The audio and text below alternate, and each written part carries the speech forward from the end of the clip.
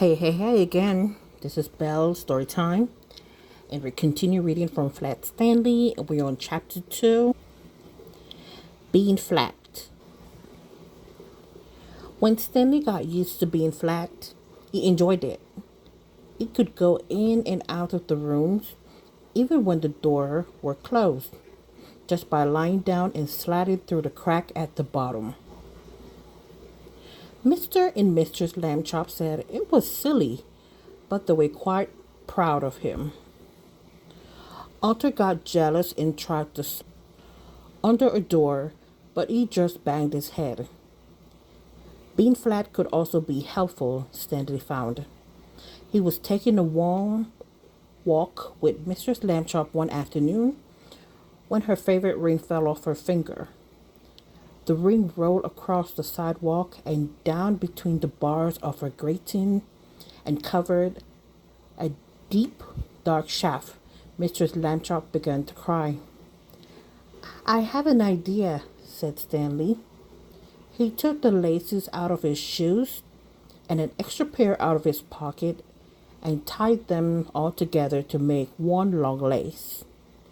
Then he tied one end of that to the back of his belt and gave the other end to his mother. "Lower me," he said. "I will look for the ring." "Thank you, Stanley," Mistress Lambchop said. She lowered him between the bars and moved them carefully up and down and from side to side so that they could search the whole floor of the shaft. Two policemen came by and stared at Mistress Lambchop as she stood holding the long lace that ran down through the grating. She pretended not to notice them. "What's the matter, lady?" the first policeman asked. "Is your yo-yo stuck?"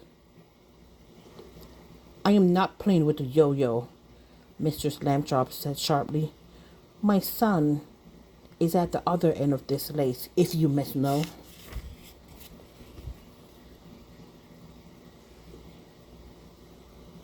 "Get the net, Harry," said the second policeman. "We have caught a cuckoo." Just then down in the shaft, Stanley cried out, "Hooray!" Mr. Lambchop pulled him up and saw that he had the ring. "Good for you, Stanley," she said.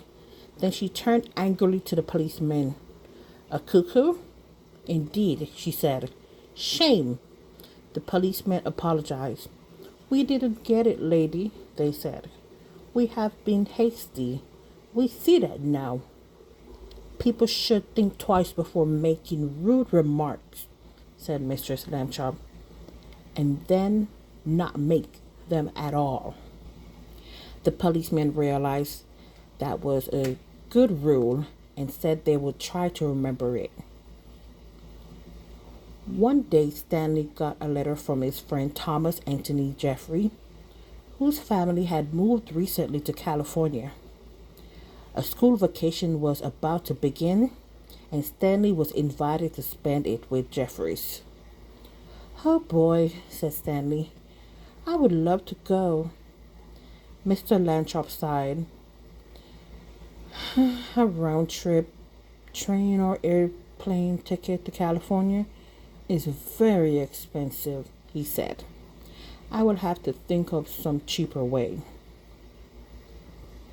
When Mr. Lambchop came home from the office that evening, he brought with him an enormous brown paper envelope. "Now then, Stanley," he said, "try this for size." The envelope fit Stanley very well. There was even room left over. Mistress Lambchop discovered for an egg salad sandwich made with thin bread and a toothbrush case filled with milk. They had to put a great many stamps on the envelope to pay for both airmail and insurance, but it was still much less expensive than a train or an airplane ticket to California. The next day, Mr. and Mistress Lambchop slid Stanley into his envelope along with the egg salad sandwich and the toothbrush case full of milk and mailed him from the box on the corner. The envelope had to be folded to fit through the slot, but Stanley was a slimmer boy, and inside the box he straightened right up again. Mistress Lambchop was nervous because Stanley had never been away from home alone before. She rapped on the box. "Can you hear me, dear?" she cried. "Are you all right?" Stanley's voice came quite clearly. "I'm fine. Can I eat my sandwich now?" "Wait an hour and try not to get overeaten, dear," Mistress Lambchop said. Then she and Mr. Lambchop cried out, "Goodbye, goodbye," and went home. Stanley had a fine time in California. When the visit was over, the Jeffreys returned him in a beautiful white envelope they had made themselves.